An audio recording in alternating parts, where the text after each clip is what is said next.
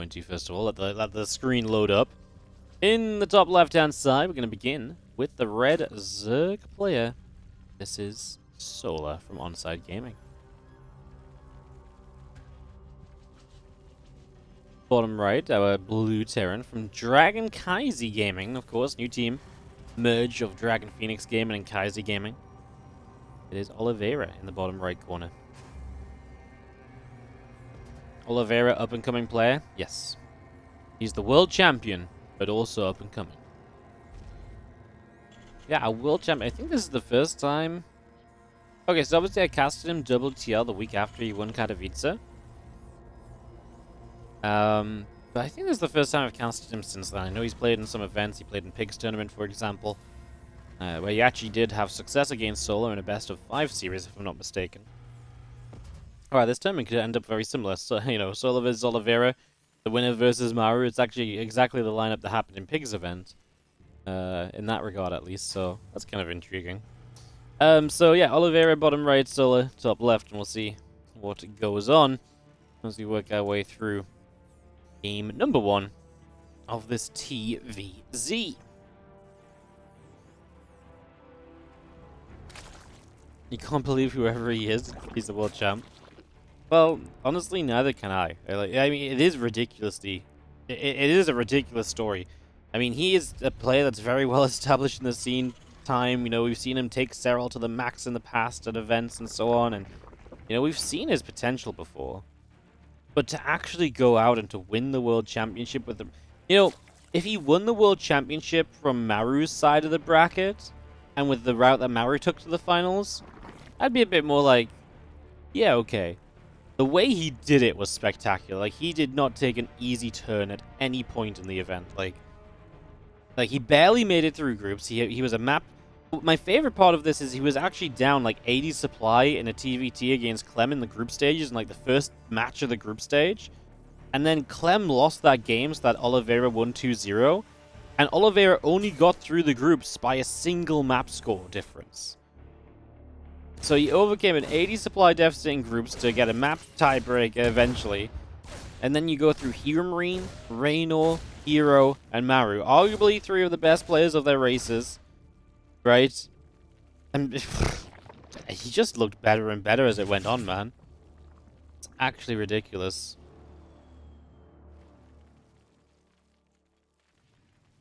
He had plot armor. Yeah, it really felt like it. Like, there's a point where I was like, man, what happens if he actually wins? And I was like, I actually don't know what happens then. Because, like, that doesn't make sense. He's not meant to win it, you know? It was just so out of nowhere. It's crazy.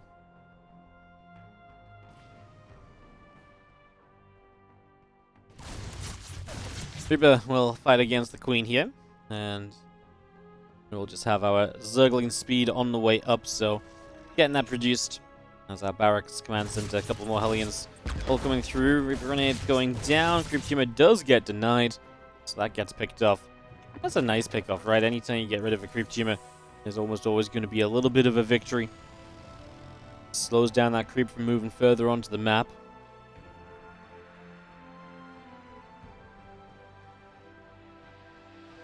Our circling speed is obviously, like I say, moments away from finishing up here, and as you get that link speed, some map control gained from Solar. As that factory moves off the reactor, the couple Hellions and the Reaper just hanging around on the left.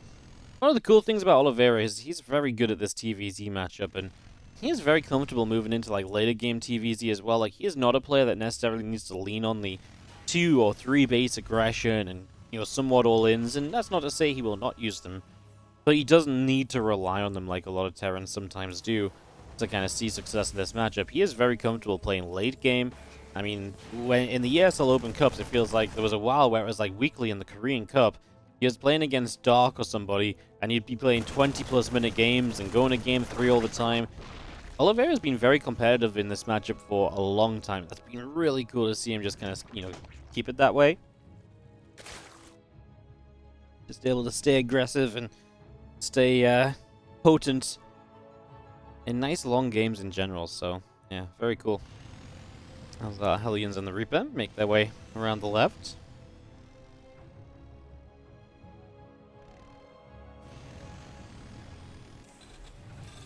Nothing too crazy about these Hellions or anything, right? Just kind of standard Hellions, looking to see if there's any creep tumors or potentially even a way into a mineral line without being caught would be the dream. So come back at the front there, knock down that creep tumor, and a couple more creep tumors are going to end up going up as the queens come across to replace them.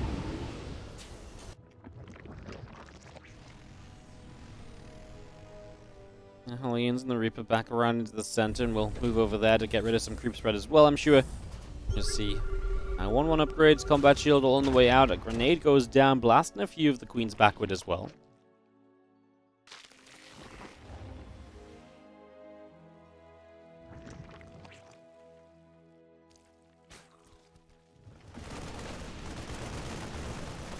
Queen start into the Overlord, and just going to see a few Lings begin to press forward. Queen there to try and help defend, but this drop is going to get off, and it's going to begin to do quite a lot. Going to get into the little corner here as well, so we can trade with the Lings very nicely. The Spore will start to pick through the Medivacs, so we get to lift up before the Banelings arrive, and the Spore didn't do enough to kill those Medivacs off. Now the Hellion's going to take the distraction as their chance to get more damage done. No worker kill count available, guys, so I'll bring that up manually.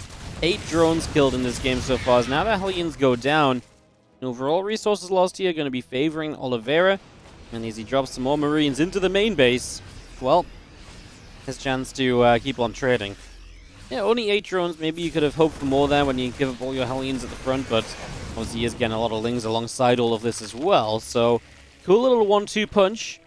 And yeah, like I say, obviously sometimes in these Open Cup guys, players don't host with Game Heart mod and stuff, so that's why we don't have the workers killed on the side of the screen, etc. I'll do my best to show that worker kill counter whenever it's applicable and give you guys an idea of how many more have gone down from before.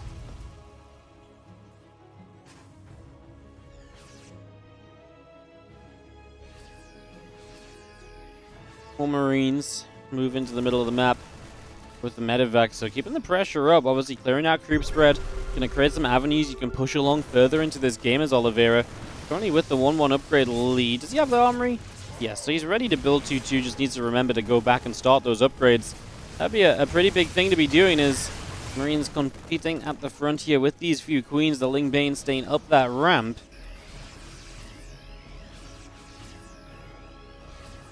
Marine tank going to pull back a little bit, and Sola going to go on his own counter-attack as well. These few Zerglings running across the other side, but not going to get... I didn't think they were going to get very far. I thought these Marines were going to intercept them, but they did not. So now we're going to be seeing those Marines... Well, they will be forced to lift off. Going to go reinforce the siege tank again, where probably not going to see this lasting too long. Relift in the sky. Just getting as much value as possible before the tank went down, basically. Using the tank as a, hey, it's going to go down. Let's drop some Marines, trade out a bit. To get a little bit more value for the siege tank that is, like I say, inevitably going to fall a few moments down the line.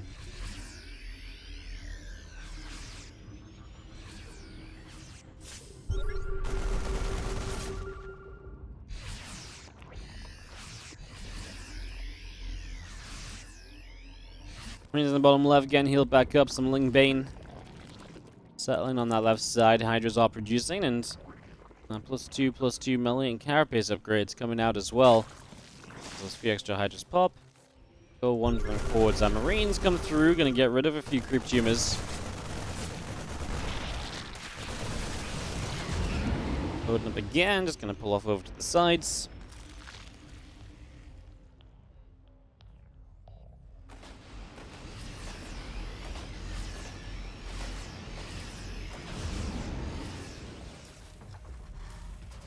Medevac's going to load up and just going to be going straight out to the top and attempt to see what they can do. More Ling Bane ready already, though, if this drop does unload and run in, but it might just go straight for the main, where defense is limited, but you should have preemptive information on that drop moving forward, so it shouldn't be too bad for Solar to get across and to deal with. Can actually jump on this army as the tank's just about getting sieged. Tank's actually acting as a good buffer here for the rest of the Marines. Units at the front kind of ramming into the tanks initially gives you a bit of time for the Marines to stand and fight. Get a bit more damage out of them before they become bailing goop. As there's the drop that just flew past that Spore Crawler and now unloads in the main base. Nothing nearby, everything has to run back here to deal with this, and obviously if Lings are running in 1 or 2 at a time, that's really not going to end up looking too great for you. The Hive taking a lot of damage, as Circling's still running in from the other side as well. It looks as though this Hive is likely going to survive, but man, I mean, we're losing so many Lings. The trade value here is ridiculous, and Resources lost probably doesn't even do this justice, because I would have loved to see what resources lost was going into that. And maybe at the end it obviously evens out a bit because the Marines started to die quite quickly, but I feel like he got so many units there initially that just trailed in a couple at a time.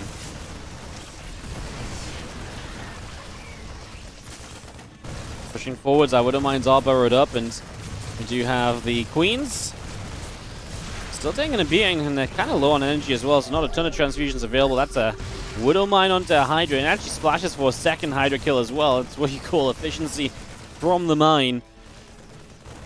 And now a few of these drones going down too. Oliveira controlling this first game, and in pretty good shape with it as well. Another Widow Mine that gets to go off, and these mines aren't being cleaned up, so this one has the chance to maybe go off again a bit further down the line. We quickly peel away to the left side of Solar, clean up the harassment there. It's a nice scan, of course, though, because what this does is it clears up the middle of the map a bit more. Now you can maybe take this position down here, which denies this mineral line and pushes up into this base. That's a really good position to limit the creep spread in, because it will really take away some of the defensive positions Solar would like to hold. Solar is on Hive Tech. First Vipers are on the way out, and Adrenal Glands building, and Lurker upgrades on the way through. Obviously, Ghost Academy is building from Oliveira. He's reading where this game is going. He's feeling what kind of point we're at, hence that point where you do need a little bit more tech as a Terran player to keep you on your feet and to keep things going your way. So it's starting to kind of move towards that as our bio sets up here. A couple tanks siege, and Marines get rid of another Ling over to the side. Continue to press forward. Our few Lings, our Banes, our Hydras, ready to make a bit of a dive in as we start to work through this hatchery. Banelings going off, grabbing a couple of Marines, coming through again, and the Ling Bane continues forward.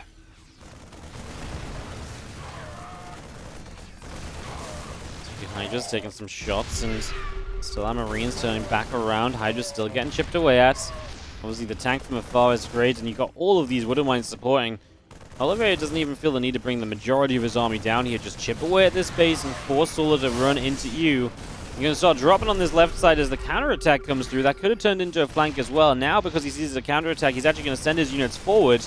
Counterattack doesn't do much at all as Zerglings get hit by the Widow Mine here that grabs 8 kills. Tank gets cleaned up, and now it's a question of how we're doing over at the front. Only a couple of Banes left. The Patry did go down. This right side army is likely to get cleaned up here from Oliveira, but how much does it take down in the process? We save a handful of the bio units in the medevacs. This last tank is going to do absolute justice until the very end, delivering shot after shot onto Banelings. And Solar just cannot quite stabilize in supply. He's actually got quite a bit of money in the bank, though. If he could spend it and max out, brilliant, but he's lava-starved, and I imagine that's because his Queens are running around everywhere. You've lost a base here on the right side. You obviously don't have Queens on the bottom left on this fresher base as well, so just lava limiting at the moment with how active this has been. And this Widow Mine, oh my goodness. That could have been much worse for Solar, because if that mine had actually just gone off into the center of the Lings, it would have killed so much. One of the rare times Widow Mine hitting Lings is probably better than Widow Mine hitting the workers that it got. Lurkers try and move forward here, but they take a ton of snipes on the way in. There was nothing to cancel the ghost snipes. Nothing to deal damage to them, so we lose a couple immediately. So that is already very costly. Continue down to this bottom left corner. Going to get rid of a few more drones. The hatchery taking damage is going to fall. So the hatchery goes down. We lift off. We peel away to the sides.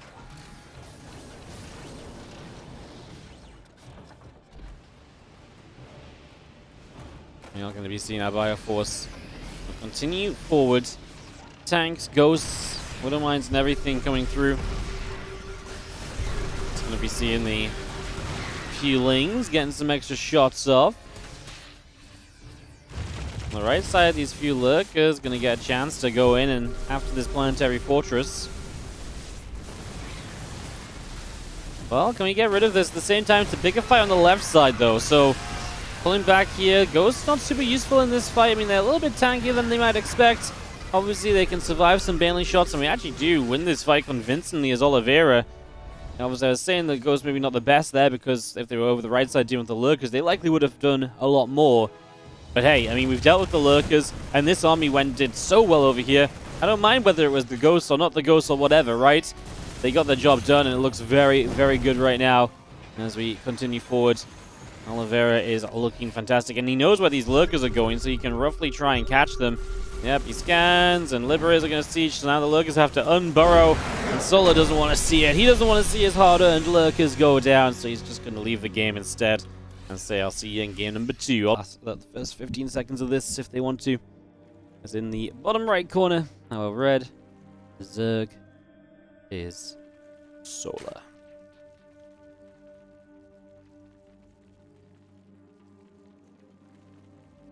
Top left, our blue Terran from Dragon Kaisi is Oliveira.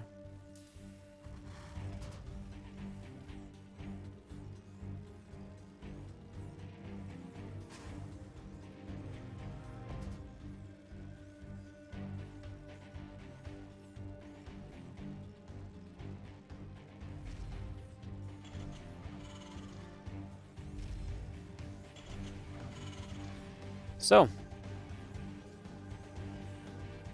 our second map, and we'll see if Oliveira can do what he did in the first one. I mean, Babylon's a great map for being aggressive as a Terran, keeping that pressure up and just being aggressive more or less throughout. So, we're all going to see that possibility be there. I wonder if Solar takes a more aggressive stance this game, does something to interrupt Oliveira's momentum a bit earlier. Maybe even Roaches could be on the menu from Solar, I feel like. So yeah, I do feel like those are some possibilities, some things to perhaps watch out for today.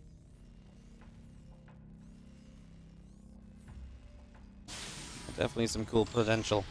Like I say, Babylon just a good Terran map, and that's why. So yeah. As do have our catch gas and pool hole coming up. Reaper and Command Center building on the side of Oliveira.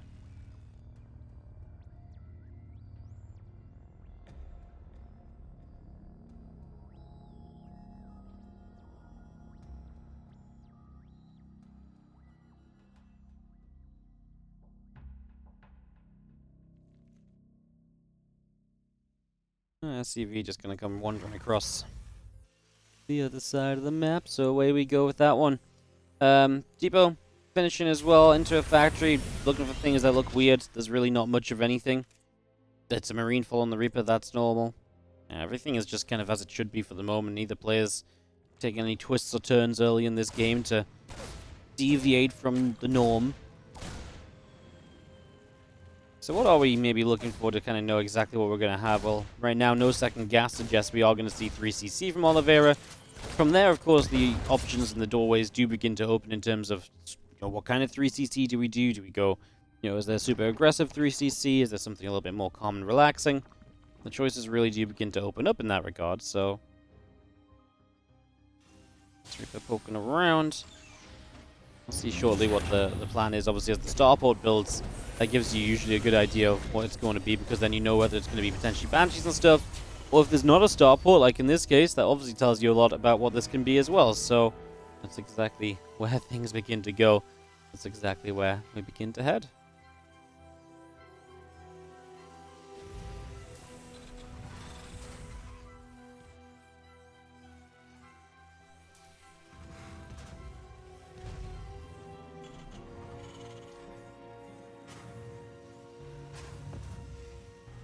Well, Hellions are going to be finishing up, as we have, of course, the reactor on that factory, and get the Hellions going so we can have a good initial bit of map control.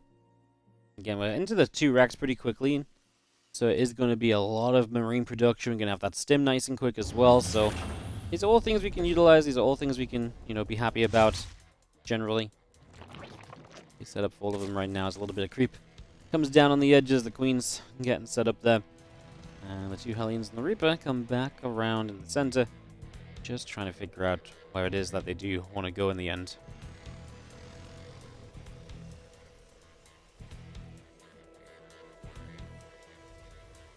Stim on the way through.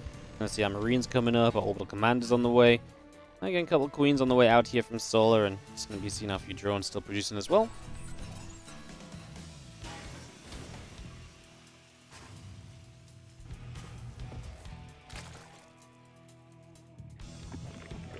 That's going to produce on the side of Solar too, by the way, so there is going to be our first confirmation of what he exactly wants to do. Just going to go for Lair first.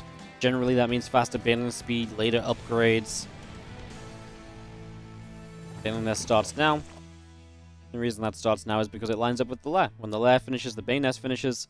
Boom, you can start Bane speed immediately, which is obviously a very nice timing, very nice combination.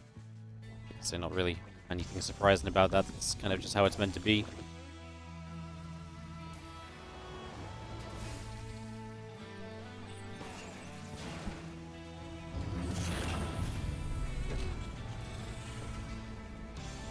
Now Orbital will lift off and move down to the third base as a few Marines jump into the medevac, and we'll see where they will end up very shortly as well. See what direction I want to go in. They're currently just sat in the medevac waiting. Looks like he's busy microing the Hellions out on the other side. So trying to find an opening over here, but doesn't really find anything. There's the second medevac, which I think is what he is actually waiting for. Now coming across to join with these Hellions and to maybe see if we can get a jump on this third base. Now look at this right now. Solo does not have anything. 35 lings and 8 queens. Let's see how he defends here, because this feels very bad for him.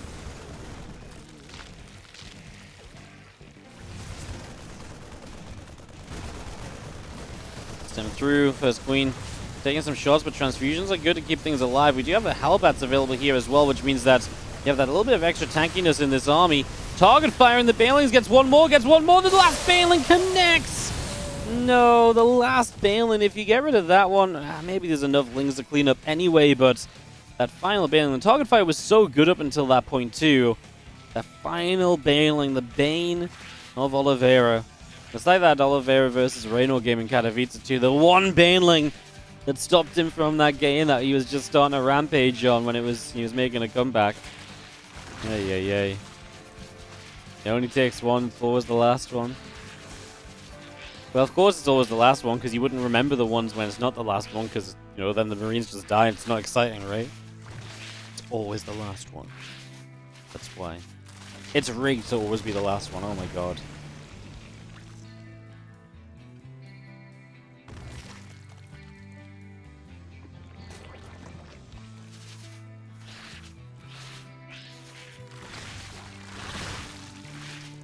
Things will go punching through a set of rocks as we just have Oliveira coming back in here. Oliveira's supply is not super pretty. Like, he's down a good amount of workers. Feels like Solo's army is in a good place. 1-1 going to finish as well in favor of Solo, so Oliveira's going to have delayed upgrades in comparison.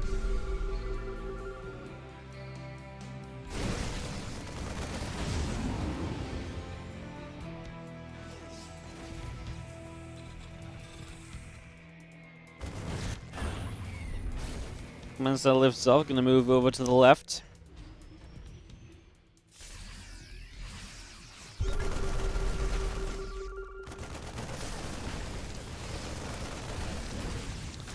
We'll see now, Oliveira just trying to find openings elsewhere. He does have his fourth base trying to come up, a single Zergling trying to deny that, nothing too wild. Otherwise you see the Ling Bane rolling across the map. Looks like Solo's going to try and make sure that fourth doesn't become a planetary.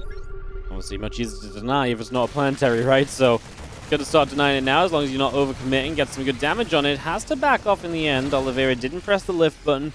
Just held it there, let it keep on morphing. I thought that Solo might commit with the Banelings being very close to arriving, but of course this entire fight would have been off-creep. And an off-creep fight is typically not really a great fight for you, so definitely want to be cautious of.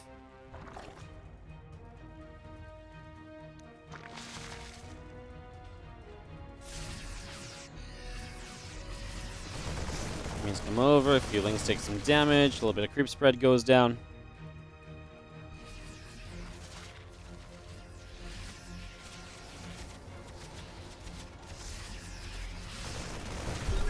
And Solo's really just exploded in this game. That first attack of Oliveira was seeming like it was so hopeful, and then since then he's just doesn't feel like he's had any control in this game at all, in fact.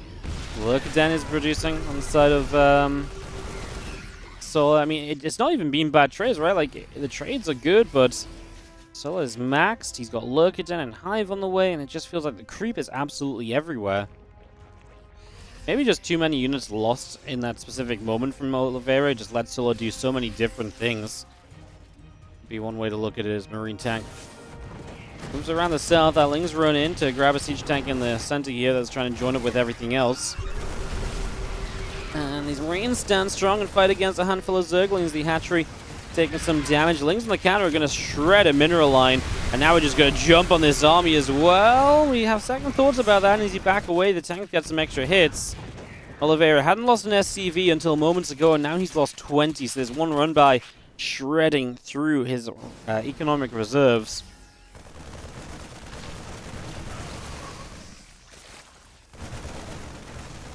A few more Marines, get a couple more drones. Hatchery still dropping on this 6 o'clock. Lings gonna force the factory over here to lift off too. That's just gonna move over to the left side, drop down a tech lab.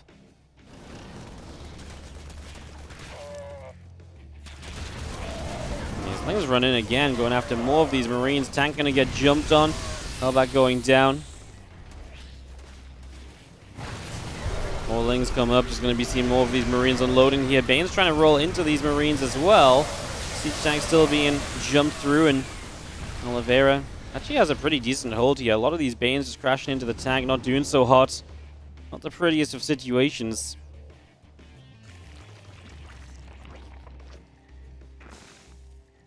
Two is on the way, by the way, so we do have Oliveira working towards those further upgrades. He's again been behind on those upgrades all game as well. Part of that initial attack, just delaying his upgrades a lot and just not getting enough out of it, is seeming to continue to kind of bite him back again and again.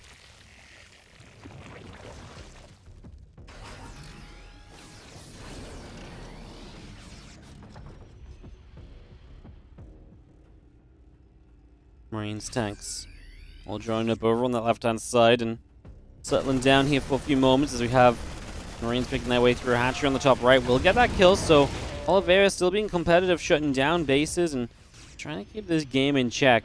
Obviously, we do have lurkers on the field with upgrades very shortly. That's going to be something Oliveira does not have the greatest setup to deal with. He doesn't have a Ghost Academy yet. And of course, we pretty much always talking about Ghosts when it comes to dealing with these lurkers, so without a Ghost Academy, that part of this game is looking to be rather difficult for him, but we'll see what kind of magic he can spring on us here to perhaps bring us back into it a little bit.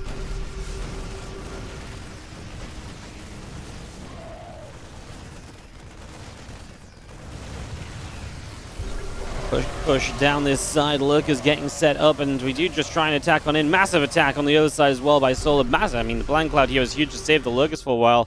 This attack forces this base off of position, forces that back. Now a couple of these Hydras start to get chased. We have the rest of this bio still pushing through. Blinding Cloud on the tanks again, going to unsiege, going to be forced to lift off here and evacuate the location. So Solo holds while also getting a very successful attack on the other side of the map. I'd say that's a fantastic combination of things to go your way. And now a lot of your units, as Oliveira, are stuck in medevacs. They're not on the ground as these units crash through over here. The SCVs run into all of the Bane lanes. And there's Bane lane explosions everywhere as actually the units dropping out. The medevacs get surrounded as they go.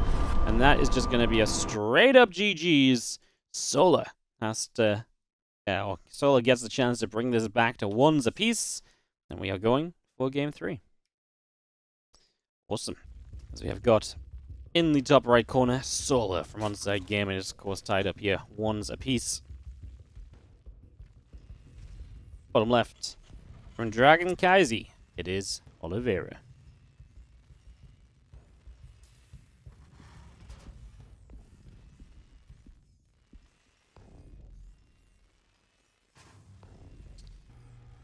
Well, Champ, tied up at 1-1. He's definitely been clutch as of late.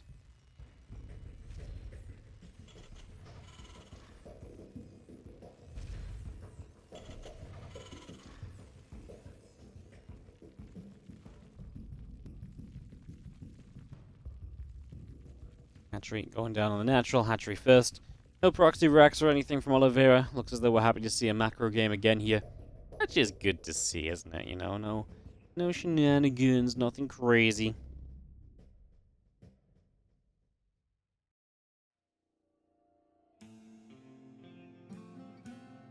There's a spawning pool starting up as well, so yeah, as Raw Blood goes as well, a map that really kind of goes down the middle in terms of just a cool map to play on. You know, pretty standard. No one's really like overly favored on this map, I would say. Both players and both both races seem to like this a lot of the time.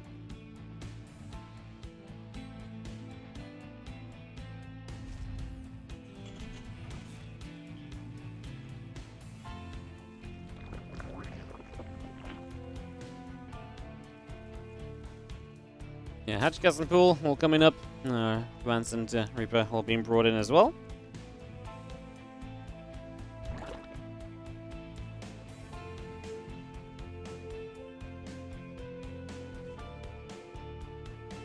Couple Queens, handful of Lings, all on the way in. The drone comes across, gonna get down onto the third hatchery. Get that place, get that building. And away we'll be going.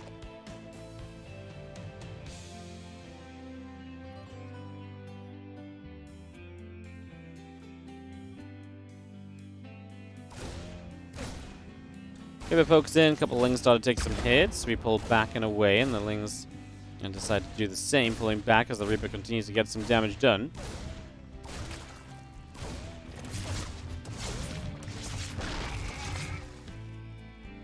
So the standard, usual Reaper dance to start us off. It's 3 CC once again from Oliveira.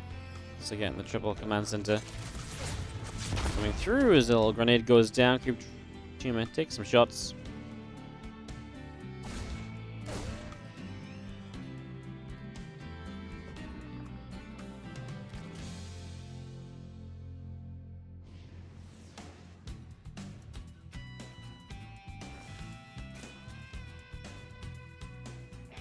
So we're just going to be hanging back. A few drones, link speed.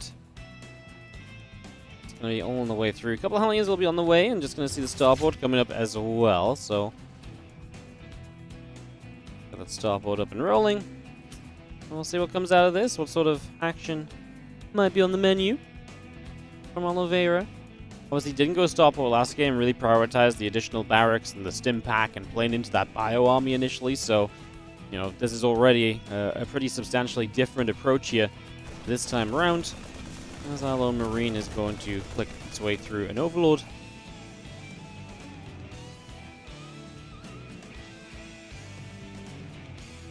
They bring a couple of Hellions, just make their way up to the top, begin to move into the base over here as well. See what they can do. Not much just yet. Not much at all just yet. Let's just have our couple of Queens back over the side. Again, Banshee, couple of Hellions, all of this continuing out for the moment.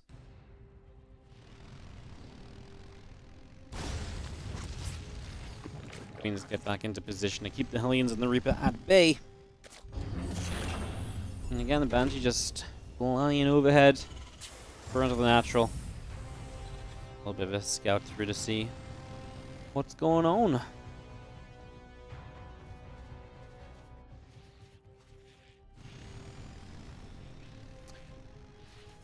The Hellions are going to maintain their way up the right side, so again, just poking around. I mean, hit the Queens there, could have been a good creep tumor kill, actually. Obviously doesn't know where the creep tumor is, but could have accidentally killed it. Actually tried to go for the mineral line, but the Lings pulled back to respond, and the grenade actually helps you just to get away then as Oliveira instead. So just adapting kind of what his opponent is doing, seeing what's happening, reacting himself. Playing a pretty smart game, honestly, so far, as Lings continue on that set of rocks, and yeah, a few Queens still moving around, figure out where exactly they want to be, how exactly they want to be doing this. As our lair is finishing up in a few moments' time, the few extra drones still coming in, the extra Lings are producing, a couple of Evo chambers also on the way out. And the first two Cloak Banshees show up, but there is a Spore Crawler here, so it's not going to be super crazy. It's not like these Banshees are going to go uncontested. There may be some spaces they can move around, but there's about to be an Overseer as well, so mobile detection enabled. And honestly, these Banshees so far not really that great. As we lose one of them straight away, it just sort of felt inevitable as they moved into the main with damage taken, Overseer on the way. Obviously, you want to try and get something done with them as Oliveira, but so far this really just has not been it at all, unfortunately. Banshee does get pushed away now. We lost 3 drones in total this game. And Solar, which obviously very manageable. 3 workers is something you can absolutely move on from.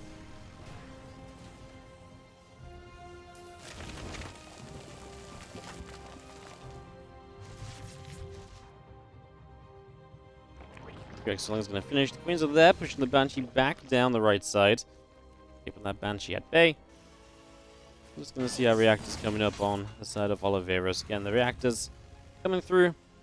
And the Widowmine and the Marines will continue to press forward.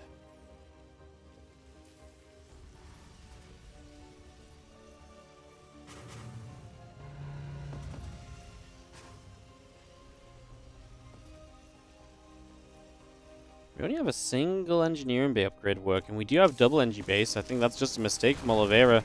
Quite a costly one as well. Going to be missing out the armor upgrade this entire time. And you're just putting yourself behind on upgrades when you know, in this game, you should be ahead by 1-1. He'll be ahead by +1 for a bit, but then your opponent will actually have an upgrade lead. And it's the kind of thing that can really offset a couple of the fights that isn't really ever meant to be offset, right? So it's definitely becoming a little bit rough potentially.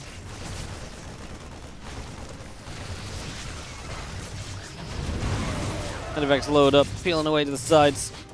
We do have another Widowmine shot going through there, and, well, still Marines, Hellions over on the far right.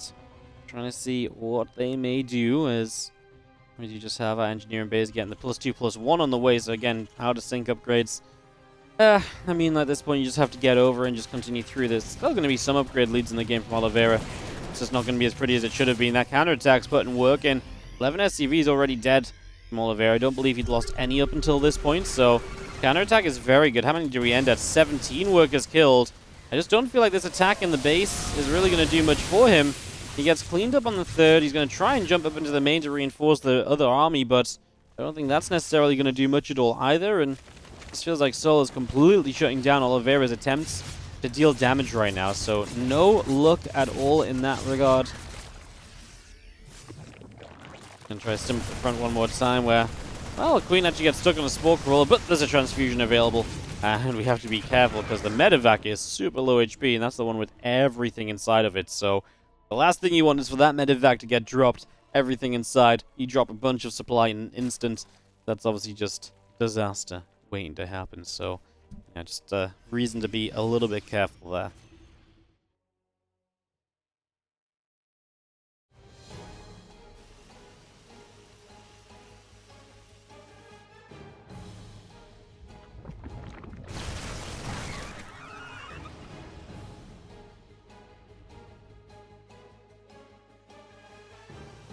The left side we go as we just have our feelings getting picked away at.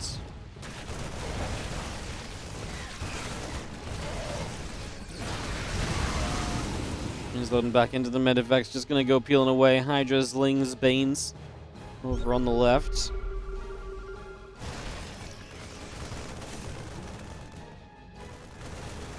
Feelings gonna go running forward, trying to see what they can do. Medivac's starting to retreat away, so just peeling out away from this. Just got ourselves the, again, swarming defense of Solar, consistently pushing this back and dealing with this so far.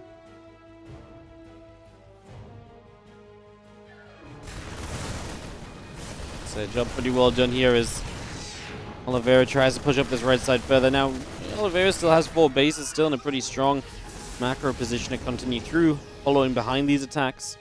But it's definitely getting to that sort of point where Solar is in a very comfortable spot himself, getting burrowed for some burrowed Banes, but also 2-2 finishing. Hive about to be done, so we're going to see further tech from Solar, very accessible in the near future. He doesn't have a Lurker Den, but even just Vipers, Adrenal Glands, these are the sort of things which just improve what is already on the map from Solar. That Oliveira is already having a tough time pushing through. It's only going to get tougher when those are around us. The Overseer baits the Widowmine shot as well, so that's nice. Doesn't take any Widowmines onto the main portion of his army. And this is going to be the push away again from Solar, so once more a fight good enough to keep Oliveira at bay. And Oliveira's just not really making any progress. I mean, the creep spread's quite far back is one thing, right? He's able to walk right up to this base from the right-hand side and get right on top of it without any creep. And that is a good thing, as this Widowmine drop actually does find some value as well. Solar dropping down a handful of workers.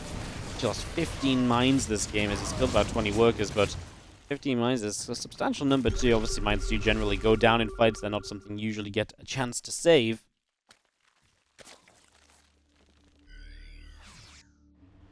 +1 missiles, +3 carapace, all of that continuing to be brought on up.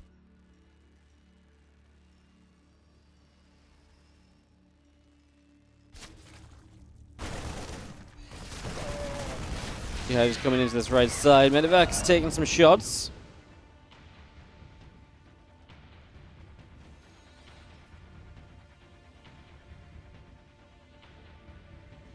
Lings around the left, and just going to see the couple Liberators continue to back away for the moment, and we'll have a Lurker upgrades coming through too. Solar, like I mentioned, adrenal glands plus 3 carapace. Just making use of the hive tech. 2 vipers on the map as well to help aid in some of these fights before all these other hive tech bits and pieces get to really gather into play. Solar just remains maxed, and Oliveira will take an attempt at a 5th base, which means moving a bit further forward onto the map. See if that's something that can work out or not in the next few moments.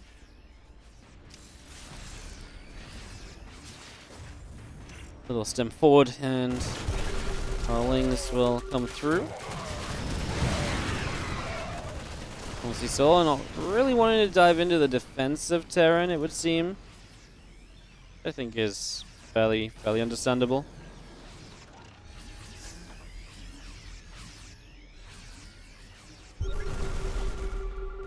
Some of these Marines coming over, a few of these creep tumors being knocked down.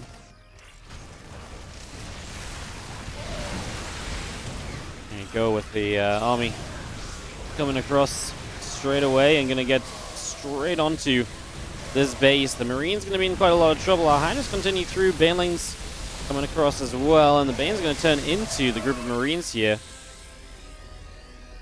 These Marines do start to take a chunk of damage.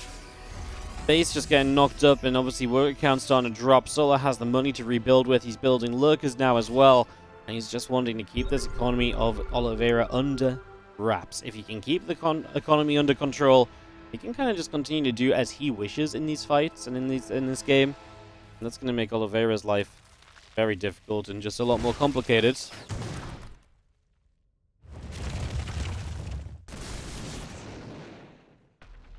How Terran can come back from sub 60% economy kills you? Well, that's just how the game works, right? I mean, not every race is the same. The thing is, sub 60% economy is, you know, is an okay economy for Terran because of how efficiently you can trade. It's not okay in this case because the efficiency isn't there, you know, you've not traded efficiently as all as Oliveira. That's just how the game works, right? It's like saying it's insane that, like, I don't know, you can kill so many units as a Terran, but then the Zerg can still win. Because the Zerg kept their economy alive or something, I don't know, like, not every race is the same, right? As this fight is one-sided. Solar wins out and just rebuilds instantly, and I think Oliveira can tell he's just not able to do anything. He's under attack from Lurkers on the other side as well. And that's going to do it, GG. Solar takes the 2-1 victory, knocking Oliveira down. And Solar gets to move through to the semifinals where he fights Maru here in this KSL Week 2. GG's.